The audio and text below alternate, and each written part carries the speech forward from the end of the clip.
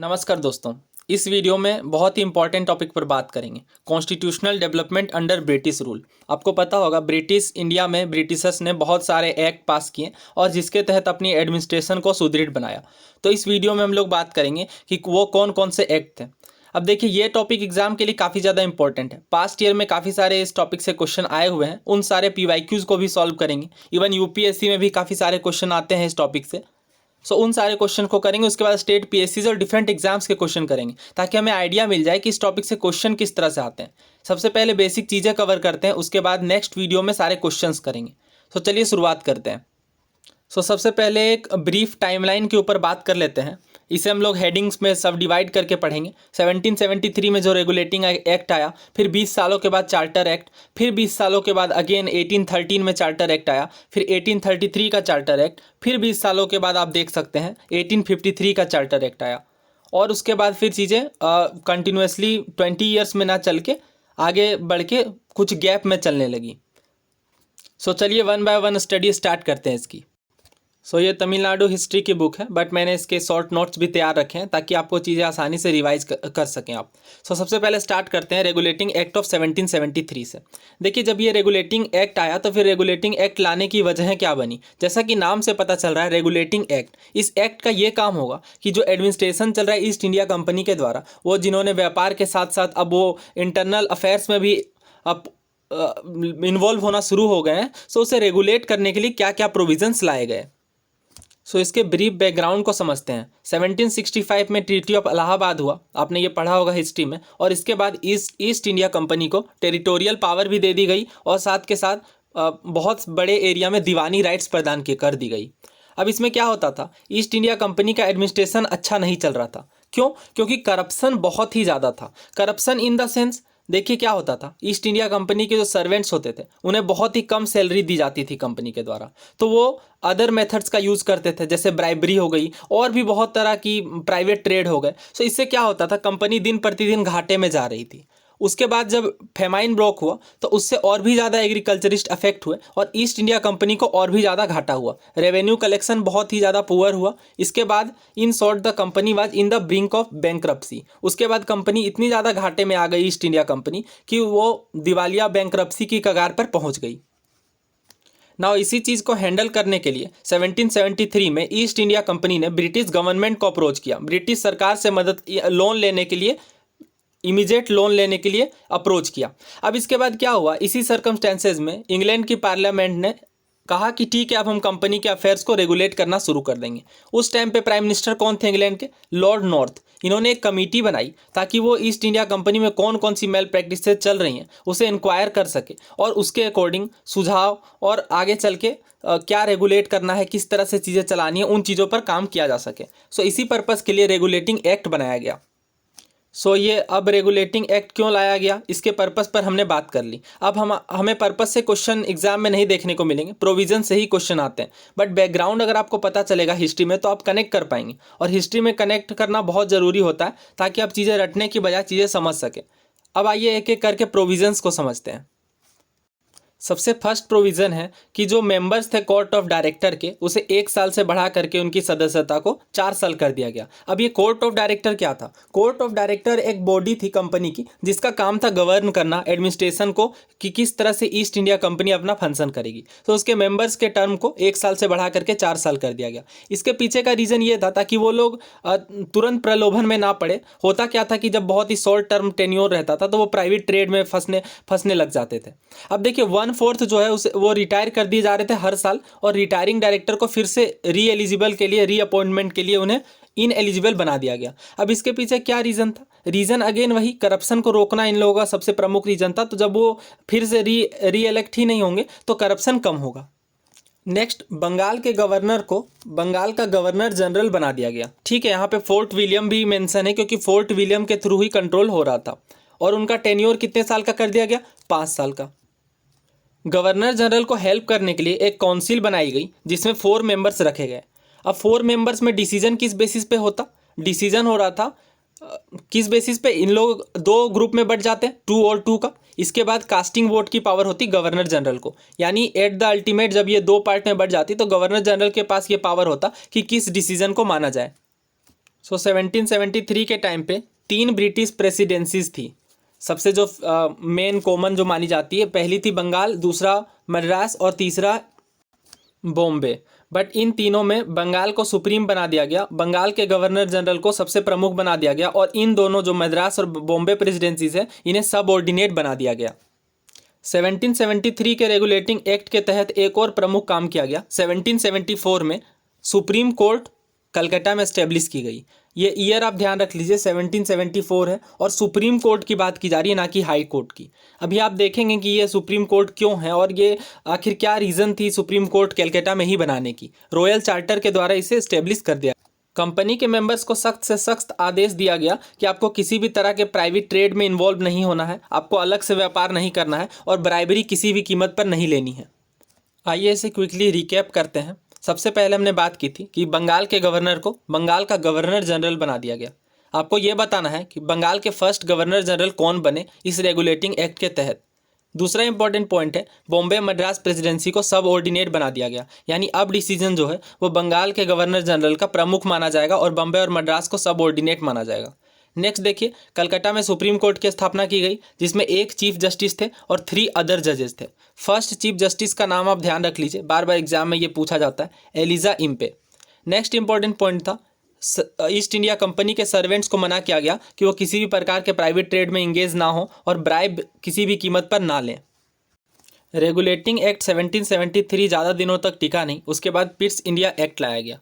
Pitt's India act, इसका नाम क्यों पड़ा, सबसे पहले यही समझ लीजिए। पिट द यंगर जो कि प्राइम मिनिस्टर थे इंग्लैंड के, उन्हीं के नाम पर ये पिट्स इंडिया एक्ट नाम पड़ा। अब पिट्स इंडिया एक्ट के तहत क्या किया गया, बहुत सारा डिबेट चला बोथ हाउसेज में, बट बिल को पास कर लिया गया फाइनली और रॉयल एसेंट मिल गया। अब ऐसा क्या था इनके प्रोविजंस में जो इसे पास करने में इतनी दिक्कत हुई, आइए समझते हैं। दोस्तों थोड़ा बैकग्राउंड समझ लीजिए यहाँ पे। जब ब्रिटिश गवर्नमेंट को पता चलना शुरू हुआ कि ये लोग ईस्ट इंडिया कंपनी के मेंबर्स काफ़ी ज़्यादा फ़ायदे में हो रहे हैं, फ़ायदा इनका बढ़ता जा रहा है, तो क्यों ना इन चीज़ों को कंट्रोल किया जाए। सो इसी पर्पज़ को फुलफ़िल करने के लिए बोर्ड ऑफ कंट्रोल की स्थापना की गई, जिसमें 6 मेंबर्स थे। अब इसे क्राउन के द्वारा अपॉइंट किया जाता था। क्राउन मतलब ब्रिटेन की महारानी। अभी हम लोग देखेंगे कि कैसे 1858 के बाद ब्रिटिश क्राउन को इंडिया का हेड बना दिया गया। बट फिलहाल अभी ये समझिए कि बोर्ड ऑफ कंट्रोल जो है वो 6 मेंबर को कंजिस्ट करता था, इसे क्रिएट कर दिया गया। और उस टाइम पे उससे पहले जो कोर्ट ऑफ डायरेक्टर्स जो एक गवर्निंग बॉडी थी ईस्ट इंडिया कंपनी की, उसे उसी तरह रिटेन कर दिया गया, उसकी अल्टरेशन में, उसके कंपोजिशन में कोई बदलाव नहीं किया गया।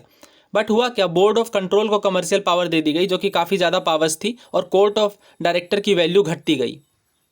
यहाँ से कुछ इंपॉर्टेंट पॉइंट्स आप ध्यान में रख सकते हैं। सबसे पहली बार ईस्ट इंडिया कंपनी की टेरिटरीज को ब्रिटिश पोजेशन बोला गया, यानी अब ये ब्रिटिशर्स की संपत्ति है। कौन, कंपनी की टेरिटरीज। कंपनी ने, ईस्ट इंडिया कंपनी ने जो भी एरिया एक्वायर किया है वो अब ब्रिटिशर्स की संपत्ति होगी। ये पिट्स इंडिया एक्ट 1784 के तहत कहा गया, इस बात को ध्यान रख लीजिए। नेक्स्ट पॉइंट देखिए, ब्रिटिश गवर्नमेंट को सुप्रीम बना दिया गया कि अब ईस्ट इंडिया कंपनी के जितने भी अफेयर्स होंगे, जितने भी मामले होंगे, उन सब में ब्रिटिश गवर्नमेंट हेड होगी, और एडमिनिस्ट्रेशन का भी जिम्मा ब्रिटिश गवर्नमेंट के हाथों दे दिया गया। नेक्स्ट देखिए, कमर्शियल अफेयर्स किसके हाथों दे दिया गया, कोर्ट ऑफ डायरेक्टर्स पर। देखिए बोर्ड ऑफ कंट्रोल ऑलरेडी थी, बट बोर्ड ऑफ कंट्रोल के पावर को अंडरमाइन करके कोर्ट ऑफ डायरेक्टर्स को पावर दे दी गई। अगेन ये फ्लोज देखिए इतने ज़्यादा बढ़ जाएंगे कि फिर से एक एक्ट लाया जाएगा, और इस तरह से एक्ट पर एक्ट लाते जाएंगे। नेक्स्ट देखिए, एक नई बॉडी बनाएगी बोर्ड ऑफ कंट्रोल, तो वो मैंने बता ही दिया, बोर्ड ऑफ कंट्रोल का काम था पॉलिटिकल अफेयर्स को मैनेज करना। अब यहाँ पे आपको ध्यान ये रखना है, जो मैं COD की बात कर रहा था, पहले कोर्ट ऑफ डायरेक्टर्स होते थे। कोर्ट ऑफ डायरेक्टर्स 1773 के एक्ट में भी हमने देखा, बट अब यहाँ पे नई बॉडी बना दी गई है बोर्ड ऑफ कंट्रोल की। सो कोर्ट ऑफ डायरेक्टर्स एक नई कॉमर्शियल बॉडी बनाई गई, बोर्ड ऑफ कंट्रोल एक नई पॉलिटिकल अफेयर्स की बॉडी बनाई गई। एक और इम्पॉर्टेंट बात फिर से समझ लीजिए, 1773 के रेगुलेटिंग एक्ट तक क्या होता था कि कोर्ट ऑफ डायरेक्टर्स के पास ये पावर होती थी कि किस तरह से चीज़ें मैनेज की जाए कंपनी के अंदर। बट 1784 के एक्ट के बाद क्या हुआ, बोर्ड ऑफ कंट्रोल बना दिया गया, और बोर्ड ऑफ कंट्रोल के हाथों में सारी कॉमर्शियल पावर सौंप दी गई। इसके बाद क्या हुआ, political power board of control के हाथों में आ गई। कोर्ट ऑफ डायरेक्टर के पास क्या पावर थे? कमर्शियल अफेयर्स की। ये तो पहले से एग्जिस्टिंग बॉडी थी। उसके बाद नई बॉडी कौन सी बनाएगी? Board of control. Board of control का क्या काम था? कंट्रोल करना। किसे? पॉलिटिकल अफेयर्स को। ठीक है, तो आप नाम से ही ध्यान रख लीजिए कि commercial affairs, court of director, और कंट्रोल करने के लिए पॉलिटिकल अफेयर्स बना दी गई। सो बेसिकली ये जो पावर पहले कोर्ट ऑफ डायरेक्टर्स को थी, उस पावर को अंडरमाइन करना चाह रही थी ब्रिटिश पार्लियामेंट। नेक्स्ट देखिए चार्टर एक्ट ऑफ 1793। कुछ ज़्यादा प्रोविजंस नहीं थे चार्टर एक्ट ऑफ 1793 में। बस बोला गया कि ब्रिटिश इंडिया में जो रिटन लॉ है उसके बेसिस पे अब गवर्नेंस की फाउंडेशन चलेगी। नेक्स्ट देखिए चार्टर एक्ट ऑफ 1813। ये इंपॉर्टेंट है। सबसे पहले क्या किया गया? ईस्ट इंडिया कंपनी की, जैसे मैंने आपको बताई, ईस्ट इंडिया कंपनी की पावर्स को घटा घटा करके इतना घटा दिया गया कि उनकी जो ट्रेड मोनोपोली कब दी गई थी? 1600 में चार्टर एक्ट के द्वारा। उस ट्रेड मोनोपोली को भी ख़त्म कर दिया गया और सिर्फ दो ही पावर्स बचे। ट्रेड इन टी, यानी चाय में जो व्यापार होंगे उसमें पूरी पावर, उसमें मोनोपोली दी गई ब्रिटिशर्स को, जो कि पहले भी थी वो बनी रही। और चाइना के साथ ट्रेड करने की भी जो मोनोपोली है वो मोनोपोली रही 1813 में। ये दो बातें आप ध्यान रख लीजिए कि सारी की सारी trade monopoly east India company की ख़त्म कर दी गई। अब सारे के ब्रिटिश मर्चेंट्स, जितने भी ब्रिटिश व्यापारी हैं, वो भारत आकर के व्यापार कर सकते थे। बट आपको पता होगा कि 1600 के चार्टर एक्ट में ईस्ट इंडिया कंपनी को मोनोपोली दी गई थी कि ब्रिटिश से सिर्फ ईस्ट इंडिया कंपनी ही भारत के अंदर व्यापार कर सकती है। बट इस चीज़ को ख़त्म कर दिया गया किस एक्ट के बाद? चार्टर एक्ट ऑफ 1830 के बाद, 1813 के बाद। और क्या बोला गया कि अब ईस्ट इंडिया कंपनी की ट्रेड मोनोपोली खत्म हो गई है। अब कोई भी ब्रिटिश मर्चेंट आकर के भारत में व्यापार कर सकता है। बस एक्सेप्शन ये है कि टी में आपको व्यापार नहीं करना और चाइना के साथ ट्रेड नहीं करना। इन दो चीज़ों में ब्रिटिश ईस्ट इंडिया कंपनी को मोनोपोली दी गई थी। नेक्स्ट जो है वो चार्टर एक्ट ऑफ 1833 है। इसमें गवर्नर ऑफ बंगाल को गवर्नर जनरल ऑफ इंडिया बना दिया गया। यानी बंगाल के जो गवर्नर जनरल कहलाते थे, अब उन्हें भारत का गवर्नर जनरल बना दिया गया। सारी की सारी सिविल और मिलिट्री पावर्स दे दी गई। फर्स्ट गवर्नर जनरल कौन बने? William Bentinck. ठीक है, विलियम बेंटिक का नाम आप ध्यान रख लीजिए। विलियम बेंटिक भारत के प्रथम गवर्नर जनरल थे। उसके बाद ओपन कंपटीशन सिविल सर्वेंट्स के रिक्रूटमेंट के लिए शुरू किया गया। बट इंडियंस, बोला गया कि अब इंडियन को भी डिवेयर नहीं रखेंगे। बट ये एक अटेम्प्ट था। इसमें इंडियंस को ना ही चुना जा रहा था और ना ही कंपटीशन के बेसिस पे चीज़ें चल रही थी। इंडियन लॉ कमीशन बनाया गया जिसके हेड थे मैकाले। ईस्ट इंडिया कंपनी की जो मोनोपोली है चाइना के साथ और टी के साथ, वो भी ख़त्म कर दी गई। सो आपको कंफ्यूज नहीं होना है। ये दो बातों से बार बार क्वेश्चन बनते हैं। ध्यान रख लीजिए कि 1813 में क्या हुआ कि ईस्ट इंडिया कंपनी की मोनोपोली को भारत के ट्रेड के अंदर ख़त्म कर दिया गया। सारे के सारे ब्रिटिश मर्चेंट को पावर दे दी गई कि आप भारत में आकर के व्यापार कर सकते हैं। बट हुआ ये कि टी और चाइना के साथ इन दो व्यापारों में मोनोपोली अभी भी ब्रिटिश ईस्ट इंडिया कंपनी को थी। बट 20 सालों के बाद जो एक्ट आई 1833, उसमें इन दोनों प्रोविजंस को भी ख़त्म कर दिया गया। अब कोई भी मोनोपोली ईस्ट इंडिया कंपनी के पास नहीं बची। नेक्स्ट चार्टर एक्ट ऑफ 1853 समझ लीजिए। ओपन कंपटीशन की शुरुआत कर दी गई है सिविल सर्वेंट्स के लिए। दूसरा बोला गया कोवेनेंटेड सिविल सर्विसेज, जो कि इंडियन सिविल सर्विसेज का पहले नाम था, कोवेनेंटेड सिविल सर्विसेज। इसे इंडियंस के लिए भी खोल दिया गया और सेपरेट कर दिया गया एग्जीक्यूटिव और लेजिस्लेटिव फंक्शन को। दोस्तों 1857 के रिवोल्ट के बाद ब्रिटिशर्स को एक बड़ा झटका लगा और एक्ट ऑफ 1858 लाया गया, जिसे बोला गया था कि अब इंडिया में गुड गवर्नेंस चलेगी। ये एक्ट फॉर गुड गवर्नेंस कहा जाएगा। बट ऐसा कुछ हुआ नहीं। अभी हम लोग आगे देखेंगे कि किस तरह से और भी चीज़ें खराब होती चली गई। ईस्ट इंडिया कंपनी को ख़त्म कर दिया गया। ये बात आप ध्यान रखिए, सबसे इंपॉर्टेंट बात। ईस्ट इंडिया कंपनी, जिसे इंडिया में ट्रेड करने की पूरी मोनोपोली थी 1600 के बाद, उसे 1813 में पहले घटाया गया, फिर 1833 में पूरी तरह से ख़त्म किया गया और 1858 के एक्ट के बाद ईस्ट इंडिया कंपनी को ही अबोलिश कर दिया गया और ईस्ट इंडिया कंपनी जो रूल कर रही थी उसे ख़त्म कर दिया गया। नाउ अब रूल कौन करेगी? ब्रिटिश पार्लियामेंट के हाथों में ये पावर दे दी गई। इंग्लैंड में द कोर्ट ऑफ डायरेक्टर और बोर्ड ऑफ कंट्रोल को भी ख़त्म कर दिया गया, जो चीज़ें मैनेज कर रही थी। उसके बाद बोला गया secretary of state for India and Indian council को स्टेब्लिश कर दिया गया इंडिया के अंदर ही। अब भारत के गवर्नर जनरल को भारत का वायसराय कहा जाने लगा कि अब इंडिया के वायसराय होंगे। आपको ये बताना है भारत के पहले वायसराय कौन बने। अच्छा, ये तो मैंने यहाँ पे लिख ही दिया, ठीक है। मैं आपको नेक्स्ट क्वेश्चन दूंगा। भारत के पहले वायसराय कौन थे? Lord Canning. वैसे भी आप नाम ध्यान रख सकते हैं क्योंकि 1857 के रिवोल्ट में भी लॉर्ड कैनिंग ही भारत के वायसराय थे। नेक्स्ट बात करते हैं इंडियन काउंसिल एक्ट ऑफ 1861 की। देखिए इसके तहत क्या हुआ। 1862 में लॉर्ड कैनिंग के द्वारा 3 भारतीयों को नॉमिनेट किया गया, राजा ऑफ बनारस, राजा ऑफ पटियाला और सर दिनकर राव। इन 3 लोगों को इंडियन काउंसिल एक्ट ऑफ 1861 के तहत नॉमिनेट किया गया और रिकॉग्निशन दी गई पोर्टफोलियो सिस्टम को। पोर्टफोलियो सिस्टम क्या होता है? पोर्टफोलियो सिस्टम यानी जिस तरह से पदभार दे दिया गया कि आप ये मिनिस्टर होंगे या आपको ये डिपार्टमेंट सौंपी जाएगी।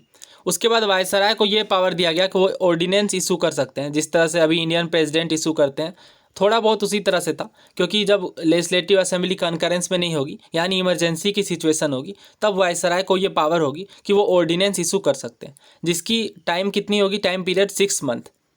नेक्स्ट देखिए इंडियन काउंसिल एक्ट ऑफ 1892। इसमें लेजिस्लेटिव काउंसिल को ये पावर दिया गया कि वो बजट को डिस्कस कर सकते हैं and addressing question to the executive, और क्वेश्चन भी एड्रेस कर सकते हैं, लेकिन सप्लीमेंट्री क्वेश्चन नहीं पूछा जाएगा। यानी एक क्वेश्चन हो जाने के बाद फिर दोबारा उसी पर क्वेश्चन नहीं किया जाएगा। यानी अभी भी जो पावर है, सॉवरेनिटी है, वो रखी गई थी, रिटेन करके रखी गई थी। ये टॉपिक थोड़ा कंफ्यूजिंग है, बट आप बार बार चीज़ों को जब समझ लेंगे, अभी हम लोग बहुत सारे क्विजेज़ करेंगे, PYQs करेंगे, उसके बाद आप पूरी तरह से कॉन्फिडेंट हो जाएंगे। आपको ये बार बार रिवाइज करना है ताकि ये चीज़ें, क्योंकि ये बहुत ही इंपॉर्टेंट टॉपिक है, हर बार इस टॉपिक से क्वेश्चन एग्जाम के अंदर आते ही हैं। सो अभी इतना ही रखते हैं 1892 तक। नेक्स्ट वीडियो में हम लोग 1909 और भी आगे जो एक्ट है उन सारे एक्ट को कवर करके UPSC और डिफरेंट एग्जाम्स के जो PYQs है उसे भी करेंगे। सो आई होप आपको ये वीडियो पसंद आई होगी, बहुत कुछ सीखने को मिला होगा। एंड तक बने रहने के लिए थैंक यू। प्लीज़ चैनल को सब्सक्राइब कर लीजिए।